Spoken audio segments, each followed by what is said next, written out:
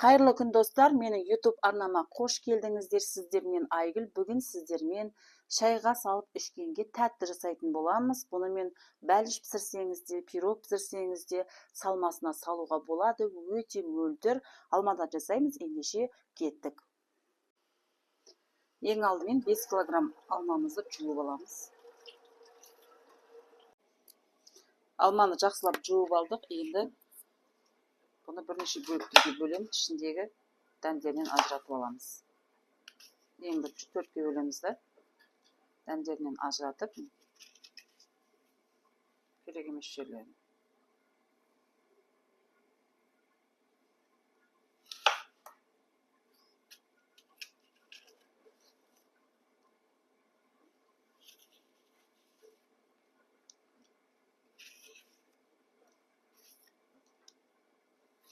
Бірнеше бөліктерге бөлеміз.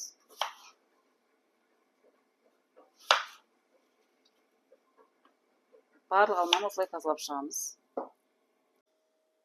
Мінекей барлық алманы жақсылап дәндерінен тазартып алдым. Енді осының үстіне 500 грамм су құямын. Су құйып, бетін жауып, газға отқа қоямын. Баяу отта жарты сағаттай қайнатып аламыз. Қайнап жатқан алмамызды араластырамыз. Езіліп жатыр. Осындай болу керек.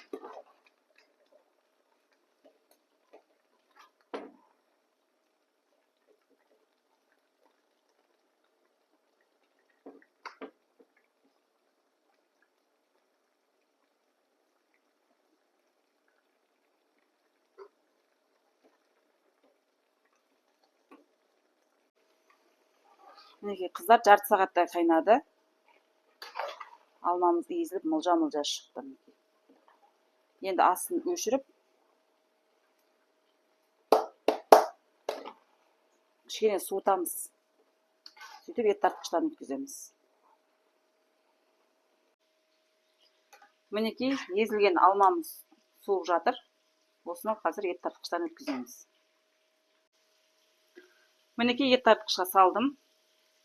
Мына жақтан мінекей алмамыз тұр, езілген алмамыз. Мына жерге салып алдым. Енді ет тартқыштан өткіземіз. Қыздар, ет тартқыштан өткізіп алғаннан кейін ситадан жақсылап өткіземіз. Сыртқы қабығы, кетіп қалған дәндер болса, соның барлығын сүзіп аламыз ситадан.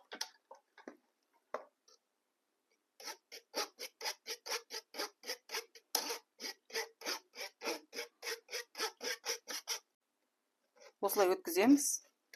Әбден қабығы қалғанша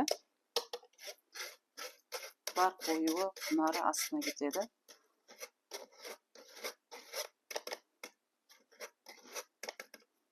Осылай өткіземіз.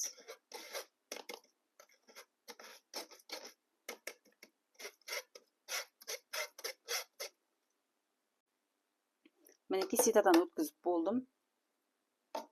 Әдемі қою болды. Егер де ситадан өтпей жатса, 200 граммдай су құйып жіберіп, жақсылап араластырып өткізсеңіздер, тез болады жұмыстарыңыз. Енді бұны баяу отқа қоямыз. Мінекей баяу қайнап жатыр. Жайлап араластырып қоямыз. Енді осының үстіне 3 килограмм қант салам. Құмшекер дейді ма, сіздер жақта секер дейді ма? Осыны саламын. Өлшеп. Егер де алмаңыз қышқылдау болып жатса, 1-1 5-ке 5 кило қосасыздар. Ал егер де алмаңыз тәтті болып жатса, онда аздау қоссаңыздар болады.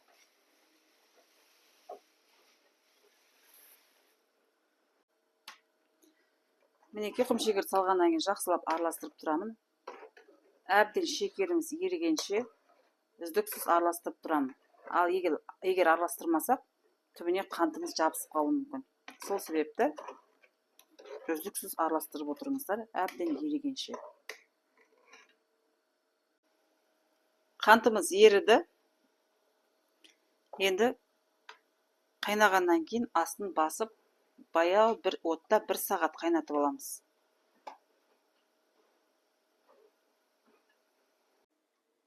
Мінекей 1 сағат баяу отта қайнаттым. Мінекей осындай қою болды. Өшіріп қойдым. Енді бұны қазір банкілерге құйып жабамыз. Қыздар, мінекей тәттіміз дайын. Тазалап жуылған банкіге құйып, енді бетін жабамыз. Үй жағдайында жасап көріңіздер, өте керемет қою болды. Мінекей, енді бұдан бәліш бәрін пісіре берсек болады. Сондай қою, мөлдір болып шықты. Сіздер де жасап көріңіздер. Сіздермен болған Айгүліктің асханасы. Арнама жазылып, лайк басып, пікір қалдыруды ұмытпаңыздар.